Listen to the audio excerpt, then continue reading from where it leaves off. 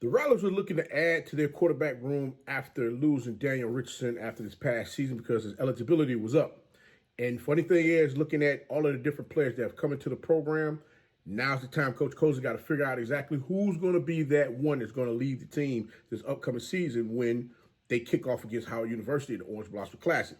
Funny thing is, Austin Hooker, he transferred in from North Carolina A&T to FAMU last season, then decided he was going to take his talents and go back to North Carolina A&T to finish out his last season there. Now the question remains, who's going to be the starting quarterback for FAMU Rattlers this upcoming football season? Well, we're going to talk about it right after this.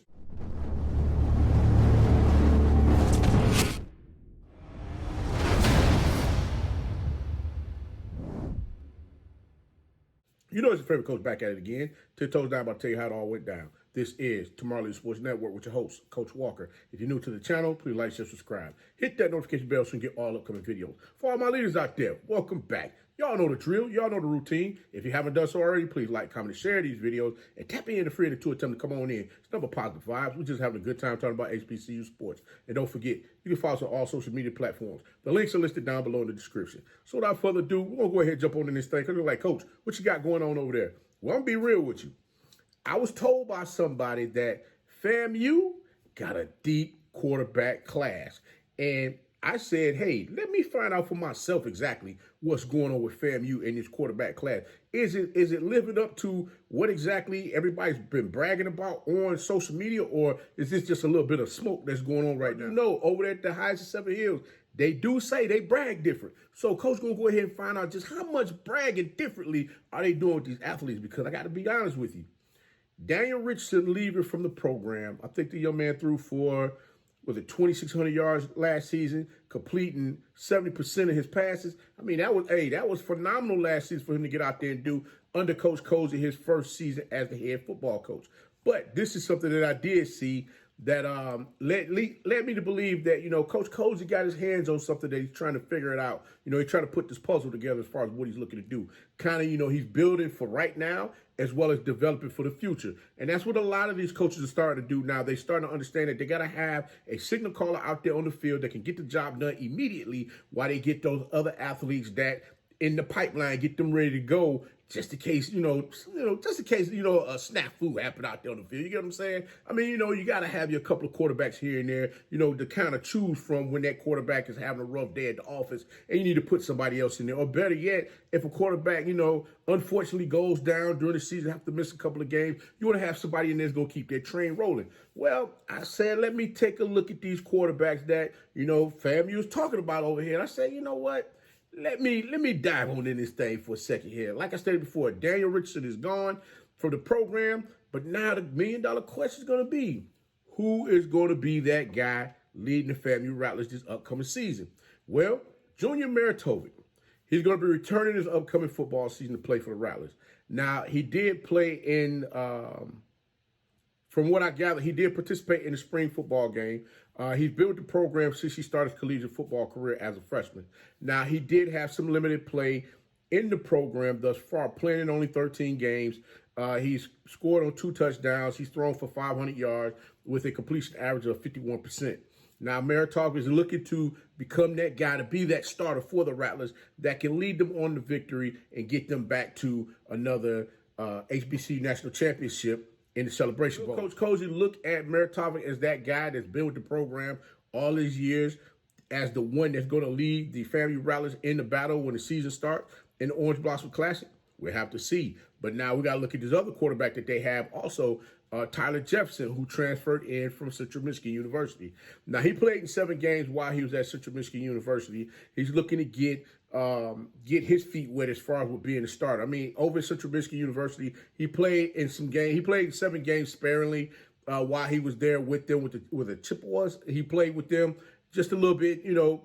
It wasn't like a full-time role that he was out there on the field. So he's definitely looking to get his feet wet as far as with becoming that starting quarterback for the FAMU Rattlers this upcoming season. So we have to wait and see exactly how things turn out for him, especially with getting out there on the field, learning the playbook, and just, you know, making that step forward where the coach is going to look at him as that this is the guy that we want to go with that's going to be able to lead our team as far as what they're looking to do out there on the field. Remember, Daniel Richardson, that was Coach Colzie's first quarterback that he recruited to bring into the program, and he was there when Jeremy Moussa was there also when the FAMU Rattlers won the national champion, the HBCU national championship. So there's a lot of different things that they're going to be looking at as far as how each of these quarterbacks are going to be able to move their offense up and down the field, and are they going to be able to do it fluidly, not just you got 5 plays and then 5 plays and then you stall, and then you get another 3 plays and then you stall, where there was opportunities for the quarterback to make plays out there on the field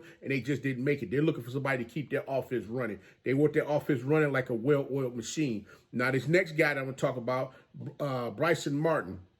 Bryson Martin is a quarterback that's been with the FAMU Rattlers program also. He transferred originally in from the University of Miami.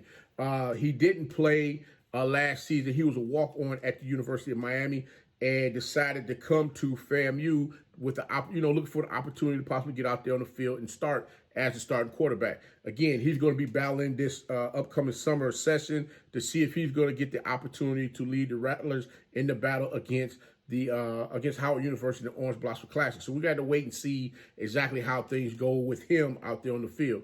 Now, this next young man we're going to talk about, Traven Green. Now, he's the youngest one out of the bunch, returning athlete. This is his second season with the Rattlers football program. He originally came in from Rockledge High School in Florida.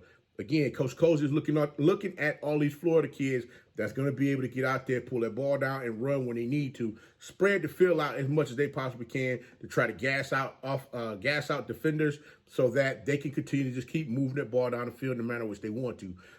This young man, like I stated before, he was there with them last year.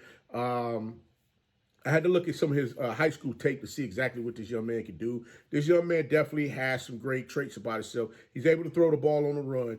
His pocket awareness, when that pocket began to collapse, he's able to pull that ball down, take off, and go. He's always keeping his eyes down the field, looking at what his receivers are doing. And he's also able to throw that post pattern where the ball placement is spot on as far as making sure that the only person going to catch that ball is his receiver or is going out of bounds. Either which way it goes is a win-win for him because he gets to live to play another down. So that's what you want to see happen with your quarterback when he throws those passes. Now, one thing I would like to see, especially with all of these quarterbacks, I want to see how how the intermediate throws on levels 1 and 2 are as far as passing the ball down the field. Everybody's looking to throw the deep ball, which I can see from what the film that each of these quarterbacks have. They're able to get that ball down the field to their open receivers, let them run up underneath the ball to continue to keep running so that they can go ahead and take that thing to the house. If they catch it, they break away from the defender. So that part of the game is good, but I want to see what those intermediate passes are, especially on levels 1 and 2, exactly how well they're able to complete their passes. But this next young man, Roman Purcell, he started football career at Monroe University. He spent the year at North Carolina A&T and then 2 seasons at Indiana University. Now, his bio showed no stats as far as any action throughout his collegiate football career. This young man is like a blank canvas. He's coming in looking to, get his feet wet as far as having an opportunity to showcase his talents to the coaches, let them know what he's able to do out there on the field and where they can possibly use him. Like I said before, coming out there want to play that quarterback, definitely have to have all of your tools on point, making sure that you're able to do all of the necessary things that they require of you to lead that offense. Coach Colzie last season, his first year, went 7-5. Trust to believe he's looking for a quarterback that's going to be able to come out there and lead that team on the victory. The FAMU faithful, FAMU Rattlers family over there, they're not looking for anything less than a SWAC championship and a bid to the Celebration Bowl, and hopefully they win both. That's what they're looking for. Like I stated before, they got their first Celebration Bowl win under former head coach Willie Simmons. Now that's all they're talking about. Hey, we're trying to get back to where we were before because they love to brag different, like they say all the time. So trust to believe, if that's what they on, believe Coach Colzie's out there looking for these type of athletes that he can bring into the program for them to do exactly that. This last young man that we're going to talk about, CJ Montez from Fordham University, was the Field Steel preseason Patriot League Offensive Player of the Year. Now, Montez was injured last season, in which he only played 3 games. This young man, 2023, threw for 3,000 yards. His completion percentage was like up around 64%. So this young man definitely can get that ball out of his hand very quickly, as well as he can pull the ball down and take off and run if he needs to. And that's one thing that I'm seeing with all of these quarterbacks, their ability to sense that the pocket is collapsing, they can pull it down, take off, and go. One thing I say for this young man is if he comes back 90% this upcoming season, he's going to be dangerous. Last season, the young man was injured. He only played in 3 games for Fordham University. And like I said before, got to wait and see exactly how everything turns out with him. He's definitely one of those ones that can get that ball down the field to the receivers. That skinny post up the middle, oh my goodness, that seems to be his bread and butter pass as far as we're putting that ball out there for the receiver to run up underneath that ball, catch that thing and take it to the house. See how well he throw his out routes. A couple of them that I did see where they were maybe 7 to 10 yards down the field when the receiver was breaking the ball, was, a little behind getting to that receiver. Even though the receiver caught the pass, I'm just waiting to see exactly how crisp those passes are going to be. So I'm sure those are things that he's going to work on to make sure that he has his game tight for this upcoming season, so that when defenders think they're going to squeeze those Rattler receivers, he can go ahead and get that ball in there, allow them to, have an opportunity to break and get up the field and get more yards off that pass play that they've been able to complete. FAMU has a lot of quarterbacks in their quarterback room that they can choose from as far as who they want to put out there and lead the team at any particular time against anyone that they line up against throughout next season. So it's going to be something interesting to watch as far as who's going to be that guy, that head signal caller for the Rattlers when the season starts. Again, Coach Colzie got a good problem on his hands. I think it's wrong for a coach to have too many quarterbacks because, like I said before, you never know what might happen throughout a season. And you may have to go pull from someone that you didn't think that, hey, that guy was going to be ready. And that might be the one that leads you on through the rest of the season and get you to the promised land, which is winning a championship. So, guys, Coach going to go ahead and get up on out this thing. But like I said before, I just want to check and see exactly what FAMU was working with over there, because I saw the back and forths going on social media. And I asked, they put the question out there like, hey, who else want to talk about FAMU's quarterback room? And I said, hey, well, what y'all got over there? They said, hey, Coach, we got it. I said, okay, well, let me go check it out and see what's going on. And I did exactly that. So, again, FAMU got some nice pieces over there. Just got to wait and see exactly how Coach Colzie, put the puzzle together, and the offensive coordinator, how they get themselves together, figure out exactly who's going to be QB1 when the season starts. But, guys, Coach going to go ahead and get up on out this thing. But until next time, be the one and lead.